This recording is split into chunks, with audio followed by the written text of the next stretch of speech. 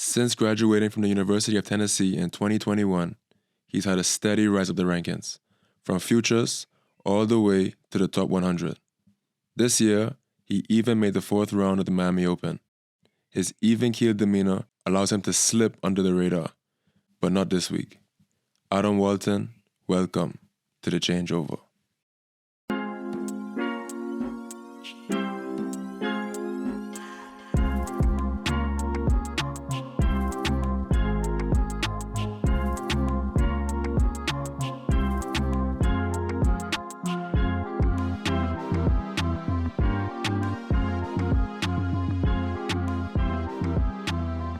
Hello. My name is Justin Roberts, and that's my co-host Jody McGinley over there. And we have a special guest today, Adam Walton. Thanks for joining us today, brother. Thanks for having me on. For sure. So we're about halfway through the year now, maybe just past it. How are you feeling about your year so far? Yeah, it's been good. Obviously started quite hot. And then you go to the change of surface through the clay and the grass season. I obviously prefer the hard courts, so I just try to do my best on those surfaces, and then they're quite short, and back to the hard after Wimbledon. So it's been a good season so far, and yeah, looking forward to getting back on the hard courts and trying to finish the year strong. Do you not like the grass? Um, Not as much as the hard, no. Okay. It's a bit. I like truer grass that allows you to play a little bit more. Last year was actually my first time ever stepping on grass on a tennis court, so it was all first, and I feel like I'm still learning. Yes, I've had some good wins on grass, but yeah, just hard is what I'm more comfortable with. Do you think it's one of those things where you just need to get more accustomed to playing on the surface in the sense of like you still have decent results, you just don't feel great about it, which at the end of the day, like I guess feel doesn't really matter if you're getting some results.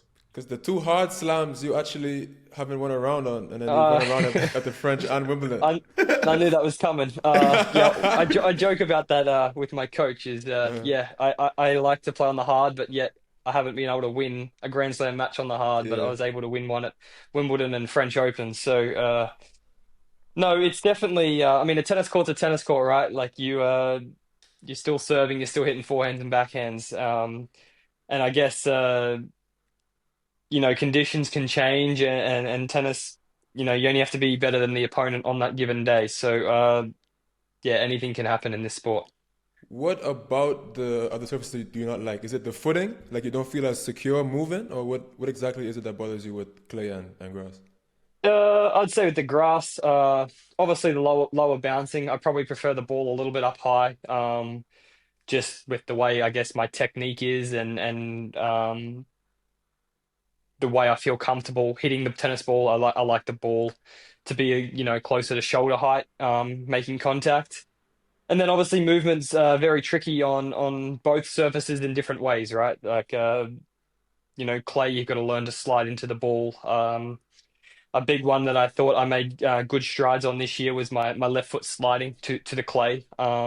Last year was sort of my first time trialing out the clay since I went to college and played only hard courts, and then while I was building my ranking, played a very hard court dominant schedule.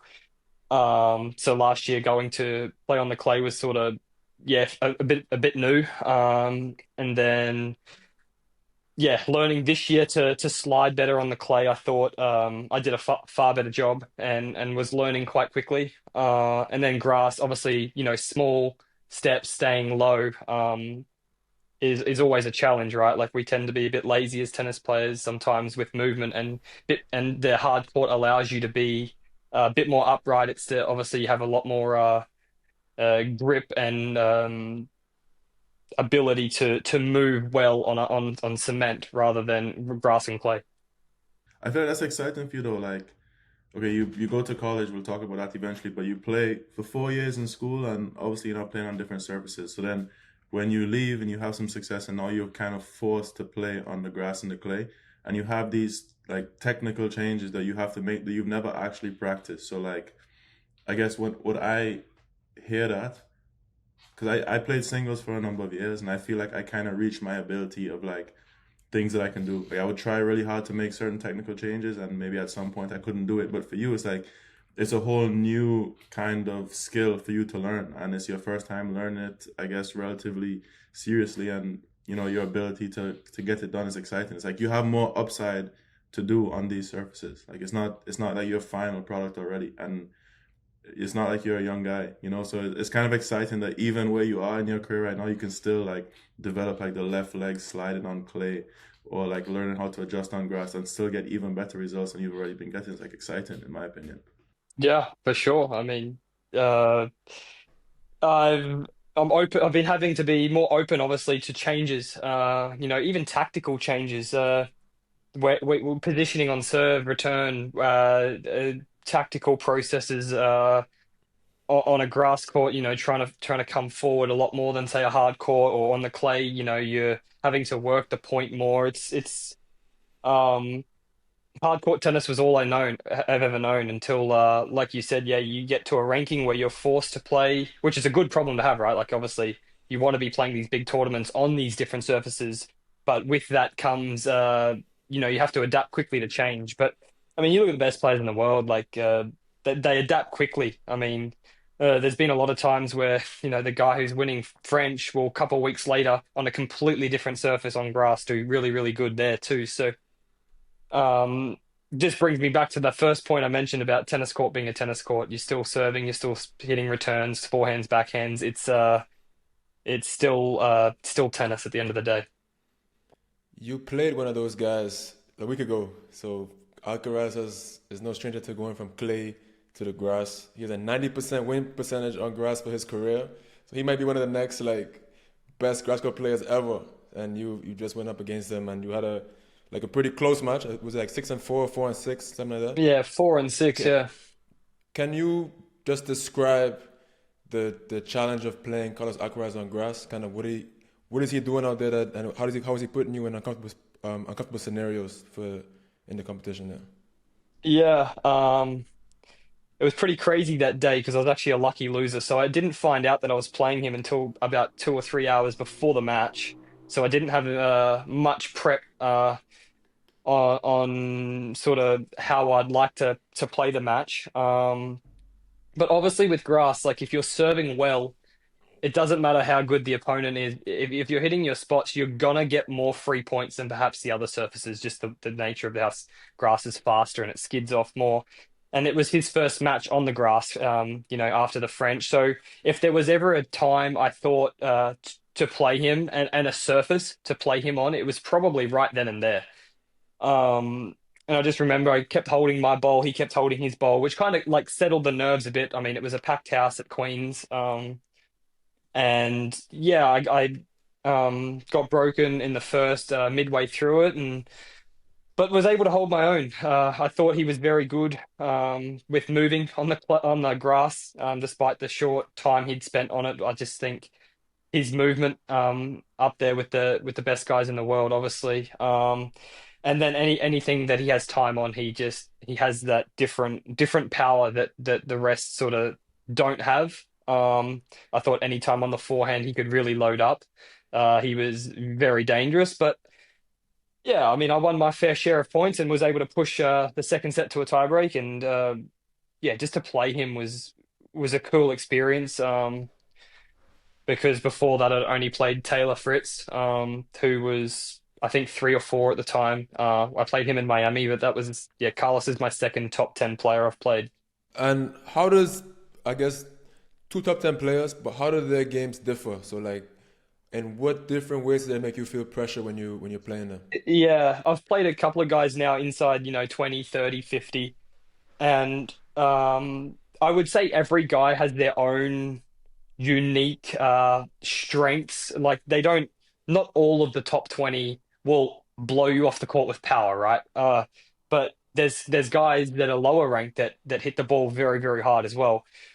I would say with Carlos and Taylor, the two guys inside the top five that I've played, is their ability to be good under the crunch. I thought at big moments, both of these guys were, they make their first serves. They were just very disciplined at not giving any loose errors at big moments.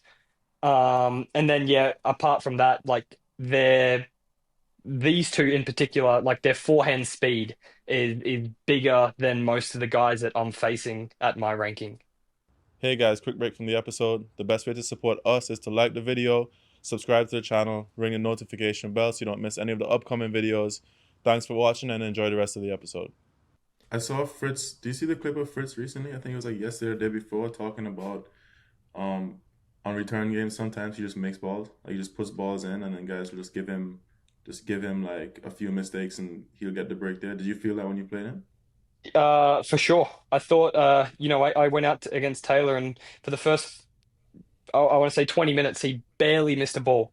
I thought his level was so high initially, and I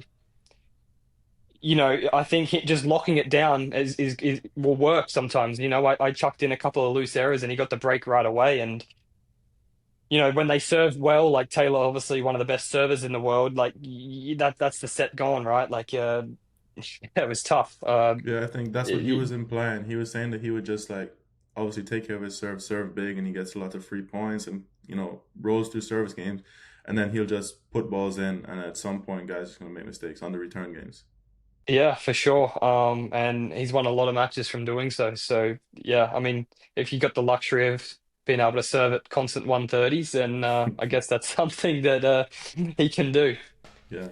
What do you think it takes for you to be competitive at the highest level day in and day out? Because, like, when I first saw you play back in Dominican, I would say you do a lot of things really well, but I wouldn't say that you, like a Fritz, have like a Like a bomb killer cannon blow. serve and then a killer Yeah. shot, like a big 1-2. You seem to like sort of push the opponent into like out of position like after like a few shots, like combinations, and you defend well, you play good quality over and over. But I wouldn't say that you like, yeah, like you said, like overpower somebody with the first two shots in the rally.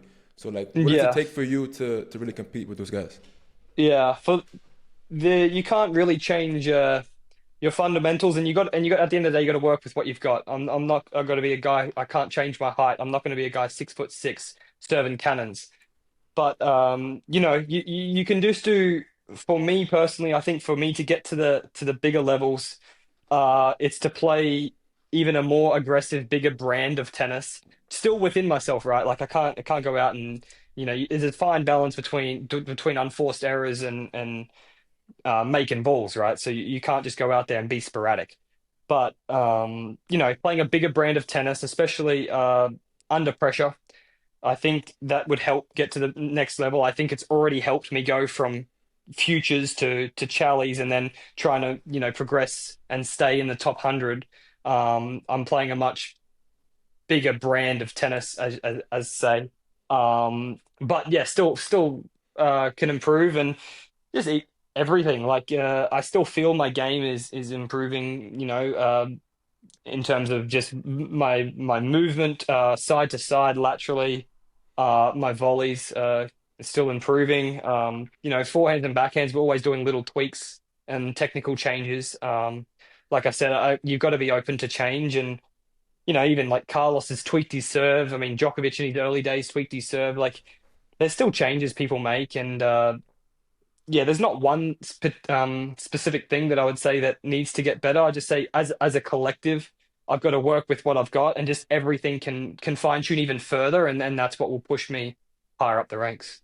I remember back then in Dominican, you were playing on the center court there. I can't remember who you were playing, but you were like deep in a third and in between the points, even on return game points, you were telling yourself like to be aggressive, like you had to take it. And maybe, I don't know if you felt like you were struggling with being maybe a little too passive in certain moments, but I guess we're curious about what kind of cues are you giving yourself during matches? Like, what is your mindset out there when you're playing? Are you thinking very tactically? Is it just about that aggressive piece? Is it about your being positive? Like, how are you talking to yourself in between points when you're playing? Yeah, I think it obviously varies match to match, opponent to opponent, and how the flow of the match is going. Sometimes, yes, if passiveness is what causing the match sway my opponent's side, well then yes, I will be trying to think of ways or cues to be braver on points. But then, on the flip side, it could be your first serve that's going off, and you're telling yourself little cues on your serve, or not telling yourself, you're just thinking in your head mainly, like of ways to up your first serve percentage or spots, or if you're not hitting your forehand as clean or something, there could just be a little cue that you might have, or just tactically too, right? Like if you're getting beaten by a drop shot a lot of times, then well, maybe you should be standing closer to the baseline. Like I think every match is different, but I think the best players in the world can navigate sticky situations and know what's working in a specific match, and what's not working, and from there, give themselves the best chance of winning, right? Of changing the way that they need to play on that given day against a given opponent. In that same trip in Dominican, you were in a third set with somebody, and I was practicing like 2 courts over, and I shanked the ball onto your court, which I don't know if it was a big point or not, but it was like hot out there. You have been grinding out there in the third set, and I was like, shit, like I don't know if I just messed this. I think you were returning, you may be up in the return game. You had to replay a point, and you didn't react at all. Like you seemed pretty calm. Like, and in general, I would say you seem like a pretty cool customer. Like you don't give away too much with your body language or your face. Are you having like crazy internal battles and you're just very good at keeping a stoic face, or is it just how you are and you're pretty much just pretty laid back on the court? I'm a pretty chill guy for the most part, but yes, there's obviously thoughts running through your head all the time. But I actually remember that I was playing Aiden Mayo, and I reckon I was close to getting a break in the third. Yes. After I actually had match points in the second and lost that in a tie break, and I was digging, and I was like 2-1 up, and then had break points, didn't get it. 3-2 break points, didn't get it. And it happened at one of those games, and then I ended up breaking it 5-all and then serving it out. But yeah, That's no, where you send the ball back like 6 more courts down. It comes from He was so calm. I was like, I was just calm. It is what it is, and I remember in college actually we'd be playing practice sets, and the head coach Woody, he would sometimes on a big point he would deliberately just roll a ball across the middle of the court, and we'd have to replay it, and he'd do little things to like throw us off, right? And you can't control the uncontrollables, so don't let that bother you, is how I sort of see it. That reminds me of like the Draxler video of when like he was like running suicides across. That was against you. Yeah, that was against me. I watched him. I lose that second set, and I was battling. I wasn't gonna lie. We had a 7-6 doubles point. We'd warmed up an hour and a half prior, and then I win the first, I think 7-6, and then I lose that set 7-6. So I'd been playing, I don't know, 3.5 hours in that hot building, no airflow. And I was feeling it, and he thought that he could see me feeling it, so he decides to run a suicide. But it internally fired me up to want to beat him even more, and then I didn't let it affect me, and I think I won that third pretty comfortably. I think like 6-1 or 6-2, you said. Like something crazy. Yeah, 1 or 2 is. But I mean, he still had plenty of energy after the match, because I remember we were playing the clinch match, and at the change of ends, he was doing push-ups at every change of ends. And I was like, this guy's a machine. Here, I'm battling by the bench, just leaning over, and he had plenty in the tank. Did you ever get chippy in college? Because as you said, you're very, very calm. Never. Nothing. Nah, I was always pretty calm. I never really got into it with the opponent, or I was never the loudest on our team. I played most doubles with Pat, who was more loud, and he did all the rah-rah and got hyped, and I would sort of try and match his energy in doubles, but then when it comes to singles, I played pretty calm and collected. There's like disgust on your face when you think about it. Have you ever tried to like do the college thing, and then didn't it feel like you? I have tried, and I lose my energy so fast. So I'm like, let's just stay calm and save the energy. I need the energy for the tennis more so than gassing myself out. At the end of the day, getting 1 point is more important than like screaming. Yeah, that's Getting for your sure. point on the board is better than screaming. So So we have a good friend who also went to Tennessee for a bit, Blaze, Big Ned, Yes. and he he said there was a pretty stark difference between his time at Florida versus, I guess, the methods, like you say, that Woody would have had at Tennessee. He's like a tough coach, like he would, I guess, play those mind games. Was that ever a struggle for you, having to deal with I don't know, maybe the intensity and maybe some of the mental warfare of the coach there? Yeah, for sure. I came into college. We were actually ranked 44 in the country. Unfortunately, I didn't have the luxury of going to a top 10. Like, I didn't want to make my parents have to pay money for me to go to college. So my friend was at Tennessee at the time, so that was the main reason I chose to want to go to Tennessee was because I had a friend there already, and because I could get a free ride there, as opposed to going to a top 10 school. And then yeah, first year was tough. I was playing line four, losing a lot, really battling with the change in coaching methods, the change in everything compared to what I was used to back in Australia. And you have to just adapt to that sort of training methods and buy in. I thought that when I started to do that, I was able to, increase myself as a tennis player, and get better each year. And it takes a little bit of time to work for Woody. It's going to be tough. He's going to say some things in the heat of the moment that can be a little bit discouraging, but he means well. And honestly, if I'm ever in trouble and near Knoxville, he's the first person I'm calling, and he would help me out in a heartbeat. Yeah, he's a good person at heart for sure. it's funny, like when you said that you didn't have the luxury of going to like a top 10 program and stuff, and for some reason I just see Tennessee as like a top 10 program. Like Yeah. even since So I was like when I was After like Adam left, 17, it's a little 18. different. It's a little different now. No, but I just think like, okay, obviously I'm a football fan, I'm a United fan, and we came 17th this Here season we or go with this 15th or shit. 16th or some shit. But like it's a big team, it's a big club. Like it's one of the biggest clubs in the world. And I kind of see Tennessee as that in college tennis. It's like, okay, maybe you described it when you're going into the your first year as 40 something, but Tennessee is like a big program. Like they won't be 40 something for a few years. They're gonna be back no, up there like quickly. yeah, you're right. They were up there like 2012, 2013. They had through I think 2015 they had a good program. They were top eight, top five.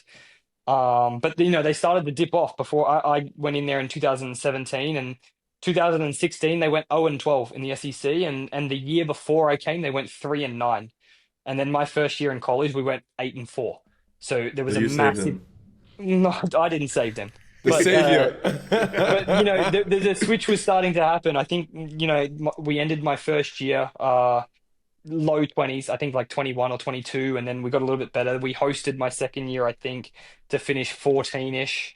And then yeah, we made the two semis my last 2 years of the NCAA tournament, and we were a top four school. So yeah, we got better each year, and it's a culmination of culture, coaching, players. I mean, players recruit players, right? So I think the better your school's becoming, it's easier to recruit better players. And yeah, at the end of the day, you can coach all you want, but it's really down to the players to win those matches. I just think that some schools are just too big to fail. Like consistently, they're just too big Yeah, to fail, and they'll have they have some bad years, but they'll the just be right aura, back. the budget, the money. There's a lot of things that go, these big schools. It's very hard to not be a top program, right? If they've got all those things working for them. You look at USC or Texas, they're always recruiting the best players, and um, yeah, they have that aura about them.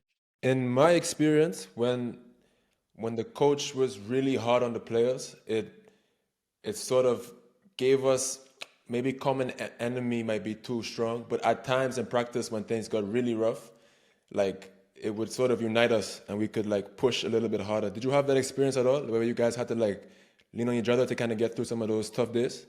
For sure. I thought, especially when you go to the conditioning side of things, like you're doing court suicides or whatever. And yeah, you had to rally amongst each other to really find that energy to get through those tough times. And yeah, we were a pretty close knit team, I would say. During my time in college, we were all um, we got along with everyone got along with each other well. So I think, that's half the battle is getting along with your teammates, and then it can make those tough times a little easier for sure. So at USF and Arizona State, there was like mid-practice punishments. So like if somebody did anything that would result in a point penalty in a college match, with just no warning, just like if you throw a racket or if you curse, you get a point penalty right away. We have to do, I guess, 4 over and back, which is like 8. You have to sprint 8 times. And if someone's caught not sprinting or touching the line, you do it again. And then if you got an actual point penalty in a match, we had a 6 a.m. punishment, which was like sled pushes or 400s or whatever. You guys had anything like that at Tennessee? Uh, Not like that. We had specific drills where if a player was to miss, he would just sit on the bench and watch every single other guy run. And he Ah, wouldn't have to run. Um, so yeah, it was we did a fair bit of that where the person who was in the wrong actually didn't have to do anything, and the rest of us suffered because uh-huh. of their mistake. But So it was never you. I You, would, you, you didn't miss. I tried not to. Um, but yeah, it'd get frustrating at the times if if a certain player was missing a lot and the rest of us would run, then it would start to tick us off a little bit. Okay, But no, it was good. I thought we were a very fit team, put it that way. I thought for sure. a lot of us had pretty good engines, and we didn't really we won a lot of matches due to physicality. So yeah, I guess all the running and the lifting does pay off at a college level for sure. Can you speak about breaking the top 100? So it's obviously a pretty long road from futures through challengers. You might get a little bit of help as an Aussie when you have I guess the challengers in Australia, and then also the Australian Open obviously is a big deal. But you kind of did all the stages. Like I've seen you at every level kind of grinding through. What was it like as you got close to that 100 number? Was there like a high pressure for you? Did you feel it? Uh, yeah, it's a good question. I come out of college not actually knowing whether I was going to play Too professionally. good? Like That's in too good. between my second last year and my last year, that summer, I actually didn't touch a racket apart from doing some coaching lessons. I really thought I had one season left, and then that was it for tennis. And then my last year in the fall, we started practicing again, and because I hadn't done anything all summer, doing 2-a-days in gym, I blew my back out, so I missed the whole fall. But then, yeah, just played really good in the spring. I thought maybe I took a lot of pressure off myself, and just knew that it might be it. Just give it 6 months, and I ended up playing some pretty good tennis, and I finished second in the collegiate rankings behind Ben Shelton. And um, coach said, "Look, you're going to regret it if you don't at least try." And so then all summer, I'm going to these places. I went to Dallas, Texas, signed, didn't get into qualies, emailed for a wild card into qualies saying I've got the second highest UTR in the entire draw, asking for a qualies. They said, no, you got to be American. I'm like, okay, too good. And then I actually got into Waco as an alternate into qualifying. Ended up winning or getting to the final there, then allowed for a special exempt, which I didn't really know what that meant at that time. I get to the final day in Waco, Texas, and there was a tournament in Cancun. And Gotta love it. yeah, No, you so don't. You don't have to love it. You do not you have to go. love I Cancun. so I'm I book a flight to Mexico. Never been to Mexico in my life. Book a flight that night. Played the final in Waco. Flew out. I actually stayed with Blaze in Cancun. Shared a room with him, and same thing. I get to the semi-final day in Cancun the next week, and I'm playing for this special exempt thing again, and I've already missed pre-qualies for the second week in Cancun. So if I lose in that semis, I go home. Or if I win the semis, I get a special exempt into the second week in Cancun. So I win that week, and I started out, you could say, pretty hot in the futures. So, I rose the rankings to where I didn't have to play qualies of futures. Uh, then the rest of that year, I'm just playing futures back in Australia, trying to build my ranking. I ended the year at just under 500. Um, and then I didn't really ever set a ranking number as such, like I want to be a top 100 player. I just wanted to see how high I could honestly get to. And as coming out of college at a 12-month free roll, every week I was hitting a career high, whether I'd win or lose. And then I progressed. I went to Dominican playing futures the following year, slowly starting to build the ranking up, and then starting to play some challenges. And I had like a second round curse. I'd lost I want to say 5 or 6 in a row, and I thought just getting to challenges was a good level. I thought the level in challenges was different to futures, and then all of a sudden I was able to win one, and I go, okay, maybe I can keep climbing. And I missed all the Grand Slams that year. I didn't make any qualification cuts. I missed New York by 6 at the end of the year. This is 2023. And then 2024 starts last year, and I get a wild card into the Australian Open, which was really, really cool. Like, first massive paycheck. Or when I say massive, in comparison to what we grinding it out in the challenges and futures for. Money long. Yeah. So yeah, I play that, and just slowly I win a Chally again at the start of the year, and I'm starting to establish myself in the ones. I'm like 150, 140, and then it's starting to then that's when you're starting to think about it, like, can I actually crack the top 100? And I just I went on a bit of a tear. Like, I wouldn't say tear. I went on a bit of a streak of going consistently deep, not necessarily winning them, but like going deep, like semis, finals, in a few weeks in a row. And I get to Wuxi, China last year, and I'm sitting at 115, and I'm in the quarterfinals there, and the draws opened up ranking wise to where if I'd made the final, I was actually going to be 100, top 100. And I play a very good player, but his ranking, I was, favorite to win that one in the quarterfinals. And I sort of just thought about it too much, and I completely shat the bed, played a shit match. Then I had one more week. It was in Taipei, where a win would get me top 100. So I speak to the Tennis Australia psych and talking about ways to not think about it. Ended up going through the draw and getting to the final. So it's my first match to become a top 100 player. It's quite a special story, because that final was for another challenger title. It was for Wimbledon main draw cut, which was something I'd never even been to Wimbledon ever. I didn't play it as a junior. And for top 100. So it was all in the one match, and I'm playing Marchenko. And I just remember, I'd been thinking about, I had a horrific night's sleep the night before, just thinking about everything's rolling in your head, that every scenario possible, like, can I actually, do it all? And I knew the significance of the match. And I lose the first set 6-2. And I'm almost just like smiling to myself, like, this is exactly how I didn't want it to go down. And just told myself at the end of the day, just fight your ass off. And if you lose 2-2, then you can just put your head on the pillow and go, well, fuck, I tried.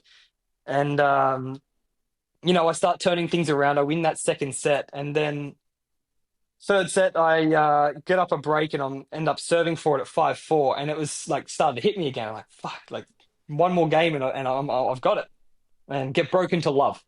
And I've gone, yeah, just flown it. And then he holds to love 6-5 up in the third. Oh, I'm like, yeah, no.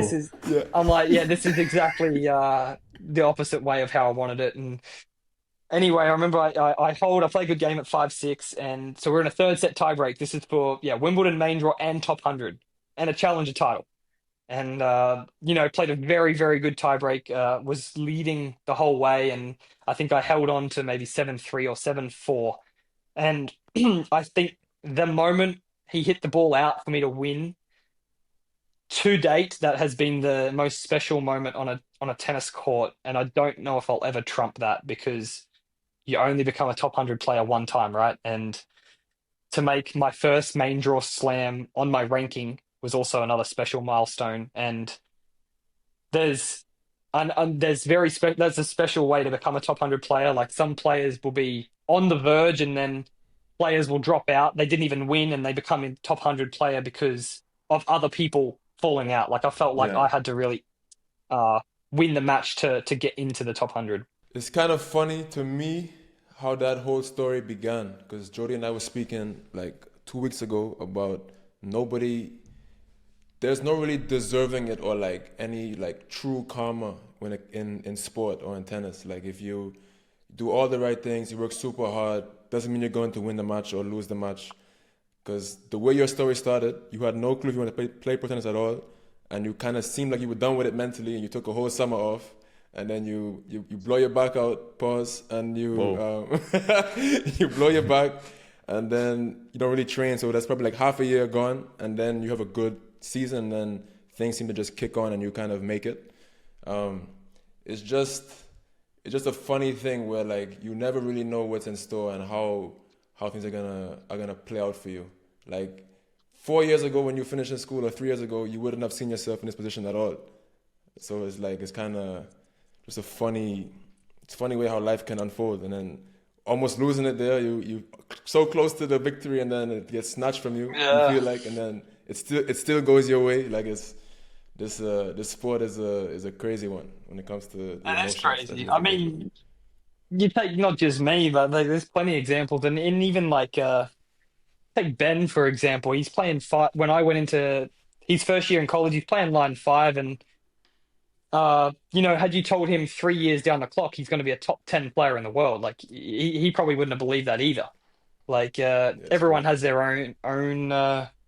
own path, and there's guys who kill it in college, and unfortunately probably don't have the tennis careers that they thought they might have had. Yeah. But yeah, everyone I guess has their own paths. Going back to that feeling, sorry, really quick, it's like, I don't know if you feel the same way, but I just, like, sometimes you kind of hope in some situations that you can get a lucky break. Like sometimes you're hoping for, I don't know, an easy match, or like a withdrawal for whatever reason, or like you want the success without having to do the work. So it's probably very rewarding for you in the final, where it's such a big event. You captured it, you conquered the beast, I guess, whatever. You feel like you put in the work, you played like, all these matches, and you got over the line on your own. It's like even more rewarding that you go through all the hard work, and you prevail over like what in your mind was like a big mountain to climb, especially given the result the week before. That week I was very proud of myself, obviously, and yeah, something I'll hold. I'll remember forever. Yeah, winning that tiebreak and winning that moment. It meant a lot to me in as a player, as a person. And yeah, very special moment. Located in South Florida, Access Tennis is in the ideal location for training and competition. There are groups available for all levels of players, from young juniors to top ITF, D1, and pro players like Jody and myself. Access had a big part in the development of players like Cooper Williams, Ben Wilworth, Liam Draxler, and more. Access also has UTR match play certification. Visit accesstennis.com/contact for more information. I'm stringing up my racket using my Pro Stringer. I've had this machine for 4 or 5 years now. The Pro Stringer is a portable stringing machine. It's very durable. It's accurate. I never have any issues with the tension being incorrect and stuff. It's easy for me to know what to expect from the racket. And we at the Changeover actually have a partnership with Pro Stringer. So if you'd like to go and purchase one, you can go to the website and you get to save $100 off a brand new Pro Stringer when you use our discount code Changeover in the checkout. So if you're interested in a portable stringing device, I highly recommend this machine. Saves a lot of money in stringing fees. And like I said, I take it everywhere I go and string all of my rackets on this machine. You then had a weird scenario where I heard, I wasn't there, I wasn't around, but I heard that you were playing on a bad foot or something for a while on the hard courts last year. Is that accurate? Like you had kind of just broken top 100 and you were playing with a bit of an injury? Like you were nursing something? Nah. Uh, You I weren't broke hurt? the top 100 Sources and are then off, Justin. yeah, sources might be off there. I tell you what, I got top 100 and we changed to clay and grass that I'd never played on before, and I went on a massive losing streak. That's what happened. Okay, And okay. yeah, I mean, I rock into the French cold. I played all the challenges on the hard courts, give myself the best chance to up my rankings. So yeah, rock into the French cold, lose, go to the grass, lose. Even though actually towards the end of the grass I did okay, I was able to quali win around Majorca, win around Wimbledon, and then I actually went to the States and played all the. I tried to play up. I just I was around 100 and I tried to play all the tour events. So I played Atlanta, Washington, Montreal. Tried to play the bigger tournaments and was losing a lot. I Oh, went on you like an weren't hurt eight at all. match. Okay, I wasn't hurt. No, I just The okay. was confidence losing was a hurt. confidence was hurt. Yeah, I was losing a lot. And yeah, I guess I struggled a little bit to feel maybe that I belonged at the top at the tour level. Which I mean, don't get me wrong, wins on the tour don't come easy. I've only had even to date not that many wins on the tour. It's a significant level jump, I believe, from the challenger level. As is going from Challies to futures, and any win on the tour is yeah, you can't take them for granted for sure. So how much value do you put into mixing now after going through what you went through last year, mixing, playing up and then playing, I guess, around where your ranking allows you to play? Like where you're like Yeah, maybe you're playing up being like one of the last guys in the bigger draws, or you're playing like around where you're the middle, or if you're one of the seeds. Like how much value do you place between mixing those different level of events? yeah, scheduling's important, right? Like, a big goal for me this year was to make the Grand Slam cuts, right? Like that's where the money, the biggest money is. So to make the Grand Slam cuts, I then go, okay, let's schedule to give myself the best probability to make that happen. And so, after Indian Wells and Miami, I decided that it was best to go to Asia and play on the challenges instead of playing the 1000s qualies on the dirt. I thought realistically, what gives myself the best chance to keep building ranking points to make the cuts for these bigger tournaments down the road. And I think scheduling's huge. And you got to you got to play towards your strengths a little bit if you don't have the luxury of being able to get the points at the bigger tournaments like these top guys. And I'm also a guy who has to play a lot to hold the ranking. Unfortunately, like you give an Alcaraz or Sinner, they play 15, 20 events in the year and they sit at 1 and 2 in the rankings. Whereas, I'm having to play 30 or more weeks to try hold my ranking because not every week that I play, they don't lose many first rounds. So I guess in that sense, I don't have that luxury, and you gotta play a lot and you gotta set schedule smart. Another big check and a big run came this year in Miami after you went down in the last round of qualies to our boy Tristan Schoolkate. Did. You ended up making a fourth round run where you eventually lost to Fritz. Can you just tell us about kind of what that event was like for you, just playing Miami from qualies to the fourth round? Yeah, no, I have good memories in Miami. I love Florida. Even early days playing the Battle of Boca and PTTs down there, and um, Miami, Absolute grind. absolute grind. I love the Battle of Bocas.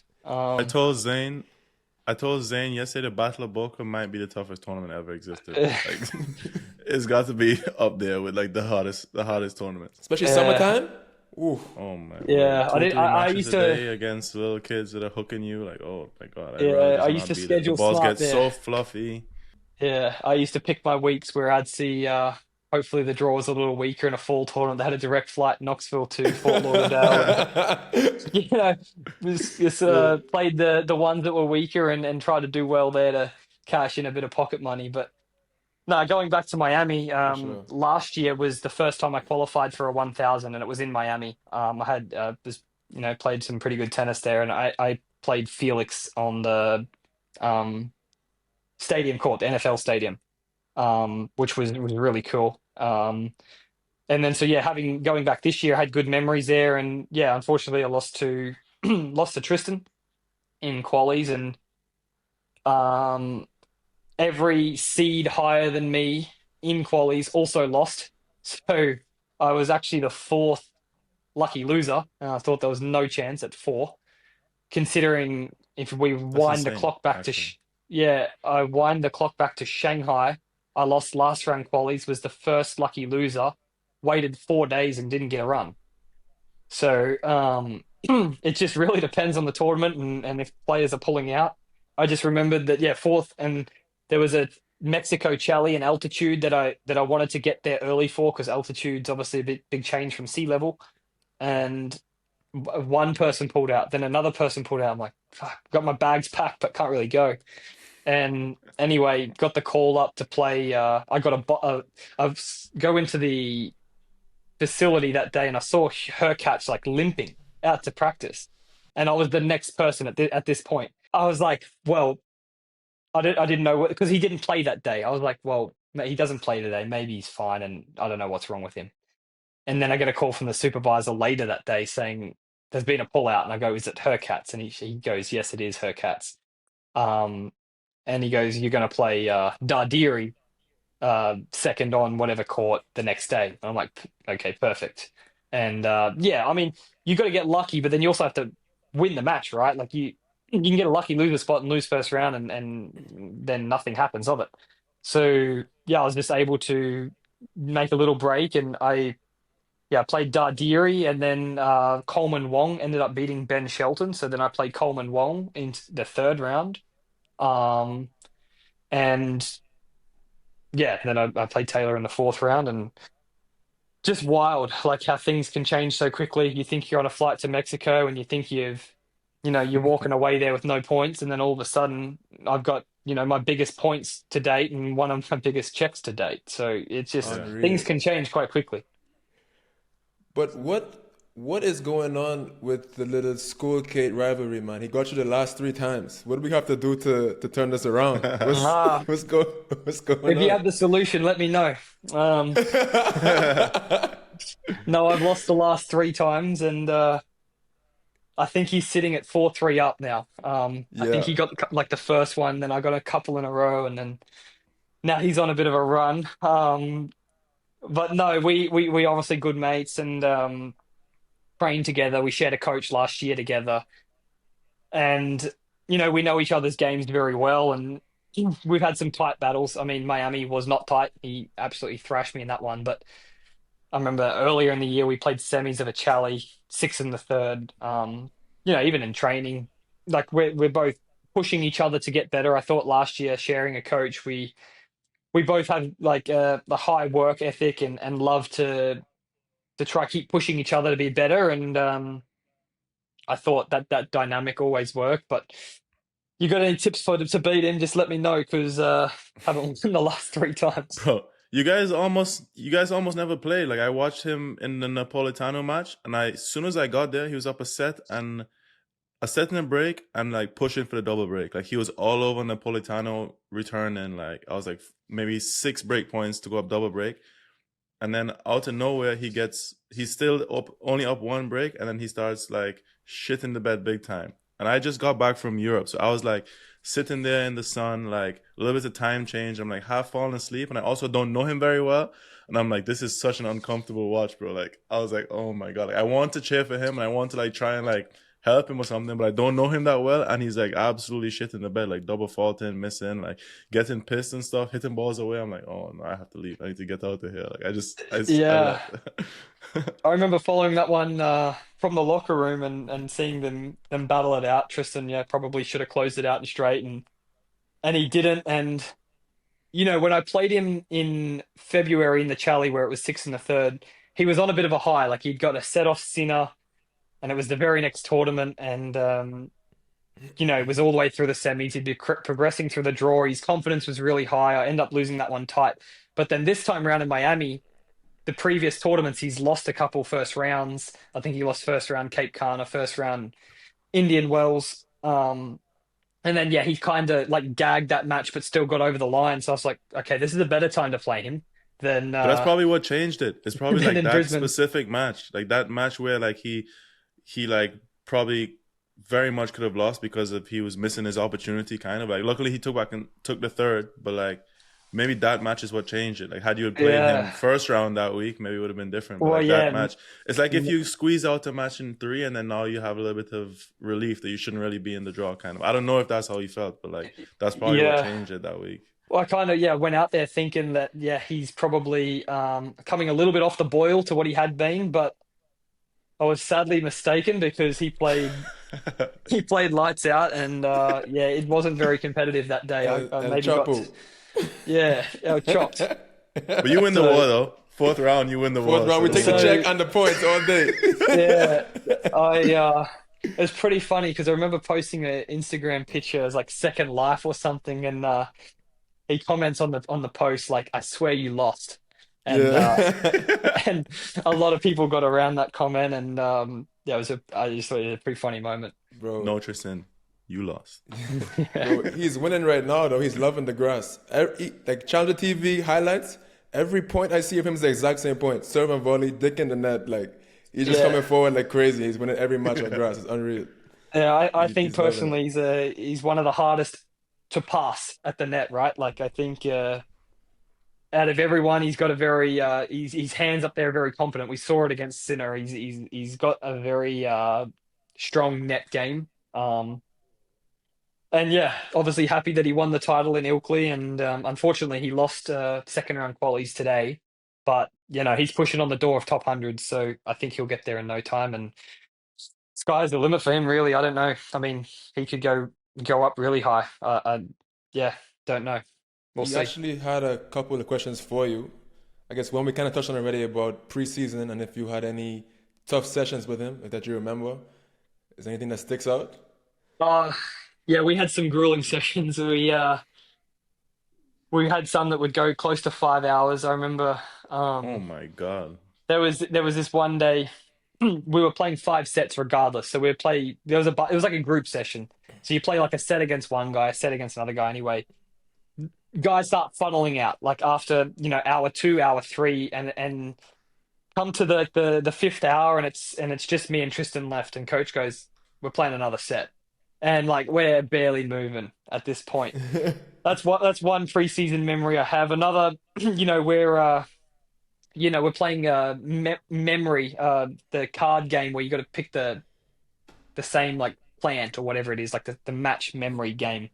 We did that at the change of ends after like riding the bike and then running side to side for forehand backhands. Oh my. Just like a massive conditioning set. This is also in 35 degrees Celsius heat. And then, we're playing memory, and the blunders that are going on is crazy. Like you can't even think out there. But I that's what builds. I love the bond that a lot of the Australian players have in preseason, and it reminds me a lot of college tennis where the players are pushing each other to last longer in the sessions and be better, right? And I think that culture can really, really help shape and build a player. Another one he had for you was if you prefer Asia or Europe in general. Asia. Asia. Europe is tough.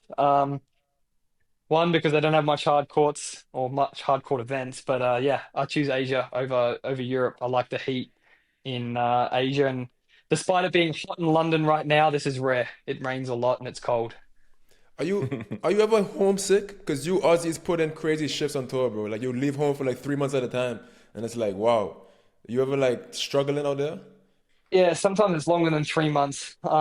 It's last year and the year before I left at the start of the year and come back at the end of the year.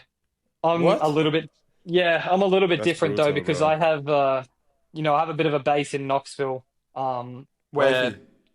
Oh, yeah, where my girlfriend and I we yeah.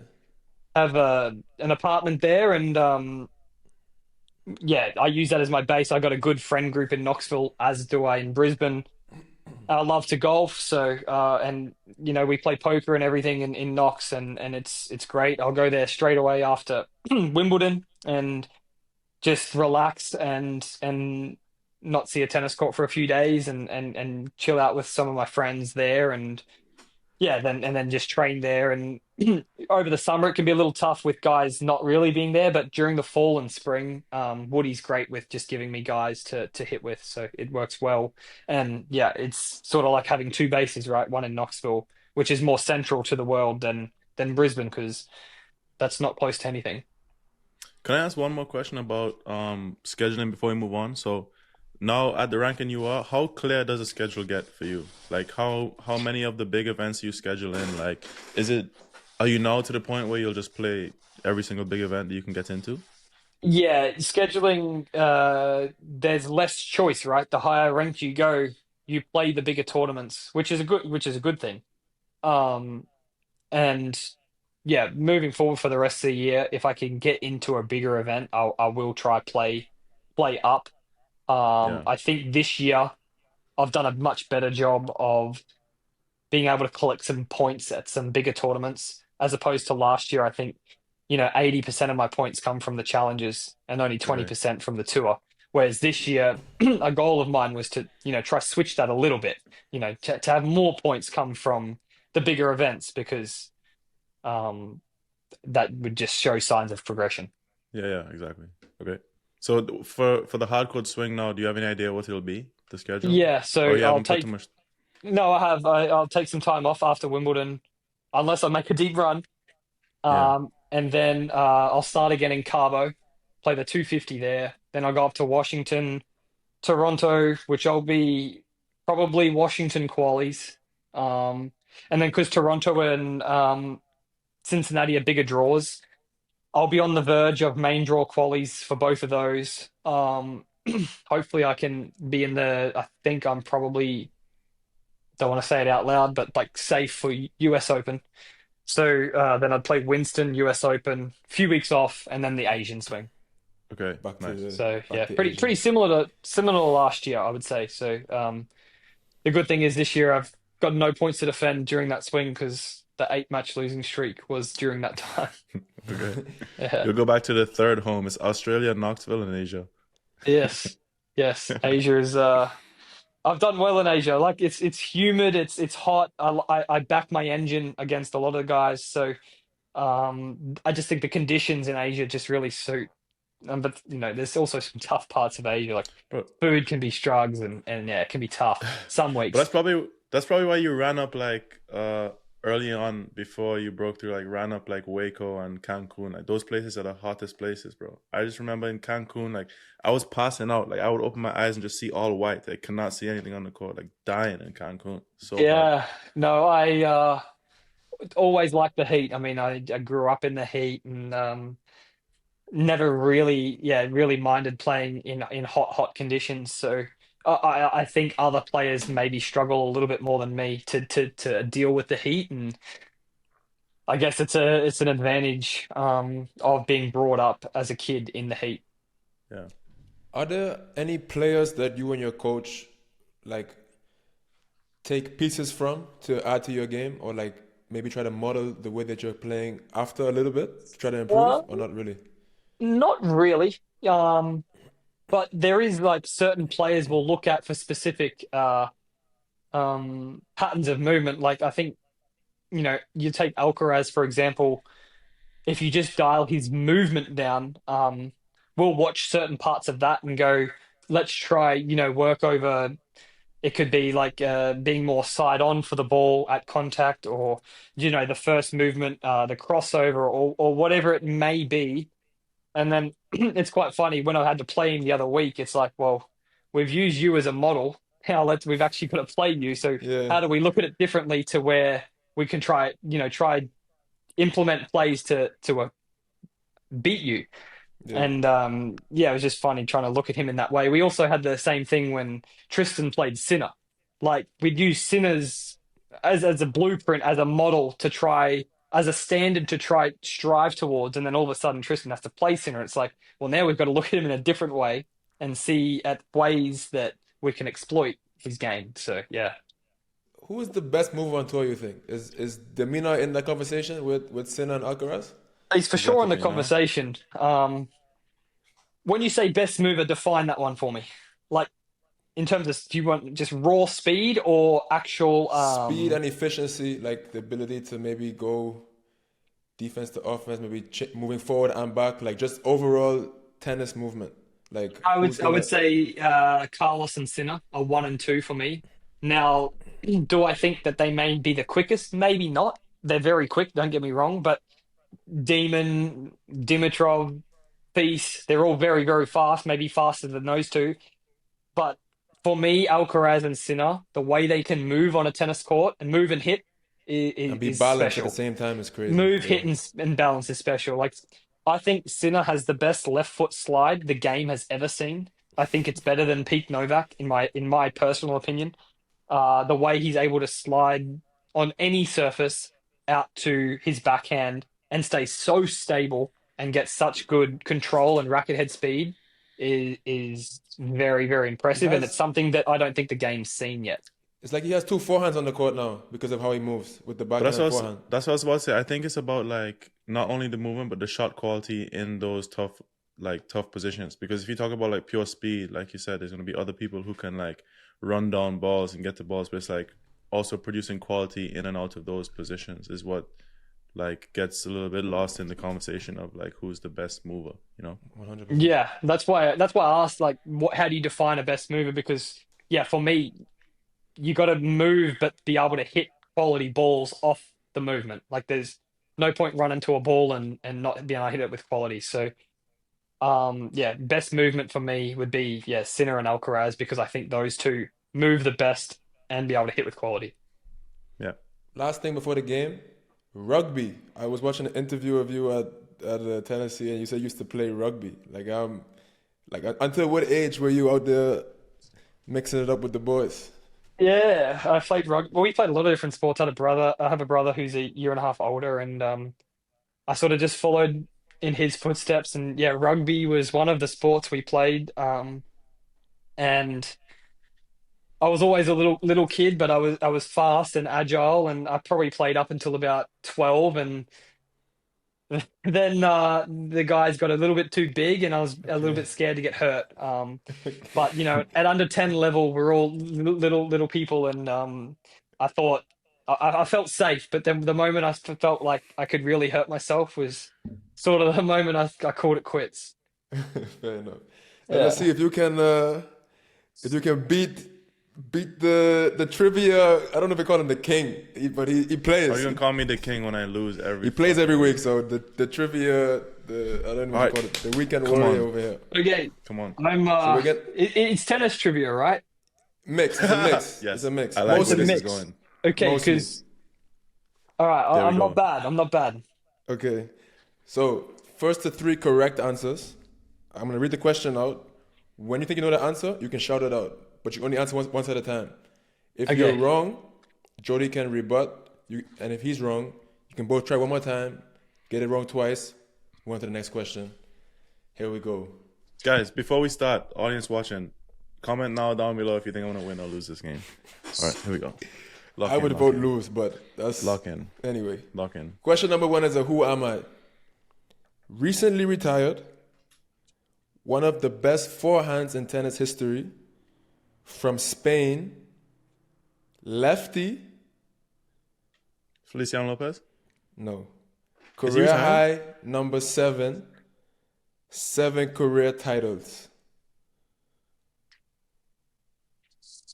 What? Lefty from Spain? Verdasco? Fernando Verdasco is correct. Question number 2. He looks stunned every time someone gets a question right. I don't understand. Just ask the question, bro. Just stop laughing and just ask the damn question. Okay, question number 2. Name me. This is the worst game. This is the worst game. Name me a WTA top 10 player with a last name beginning with the letter A. They don't watch women's tennis. It's crazy. It's crazy. Hey, watch women's sports, people. Watch more women's tennis. Can I just ask one question? How many of their... There's only one. There's one. Andreeva. Mira Andreeva. Correct. Say no more. 2-0 Walton. You see what I do? This is why I'm a good host, because I let the guests like kind of win the game, so they make, it feels good about the podcast, To be fair, you've had plenty of chances to win. I've been very slow on those answers. That's true. Okay. It's just because I'm a good host, that's why. Okay. Look, I'll make it competitive. Watch, I'll make it competitive here. Just ask the question. We're gonna go spelling. Oh, how are we gonna do that? When I say the word, the first person to make a sound is gonna get the spell first. Okay? What? No, this is gonna be... Okay, whatever. Okay. Spell the word restaurant. Me. Okay, go. Bro, have you seen the Patrice O'Neill? Like the restaurant? Let's go. Answer the question, brother. RESTAURANT. Well done. I thought he would have got under the pressure there. I thought he would have. No, you haven't watched the Patrice O'Neill when he says spell restaurant? You not seen it? I think I probably have seen it, but it's okay. Come on. 2-1. Come on. I told you Who is the number one woman representing Australia? Oh, no. Daria Kazakina. That is it. Done. She just no, switched. She just switched like a couple months ago. This man always has some trick question bullshit up his sleeve. I don't understand it. You're gonna ask like Kyrgios, like who has a winning record over, like you asking Tsitsipas about Badosa, bro. Ask neutral questions, guy. How is that not neutral? You don't know that information? You never heard that she switched to Australia? Adam, too good. Just a win in well 4. Played. Just comfy win in 4. Adam Walton, bro, thank you so much for joining us. I just want to say that, one of the episodes that I enjoy the most to me are like, I find, maybe I'm like a very logical person. So like, I didn't know what to expect from this episode. Obviously, we haven't really met before and talked, but it seems like you have a pretty clear identity on your game. And I like when I see success based off of reasoning, like based off of like controlled, like purposeful, I guess, planning and stuff. So it was, in my opinion, refreshing to hear that from you, and I've become a fan, and hopefully you can have, continue to have good success. So thank you for joining us, and I appreciate it. Yes, thanks for having me on. Appreciate it. Thank you, brother. And we have a last segment on the show where we ask the guest who was just on who they want to see on this podcast. Ooh. Yeah, good question. Was Tristan's recommendation me? We just started this like 3 weeks ago. Okay. He actually said don't have you on. Oh. I'm just kidding. I'm just kidding. I was going to say, I didn't buy that. I think maybe a big American, like a Mickelson. Let's put Alex Mickelson on the show. I think, he likes to talk, he's loud, and he'll have some good insights. So let's go with Alex Mickelson. We like it. All right, Adam Walton, good. everybody. Thank you. Thanks for joining us, brother. Yes. Thank you.